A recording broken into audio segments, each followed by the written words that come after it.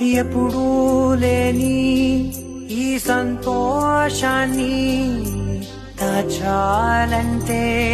మది చాలో లేదో ఎప్పుడో రాని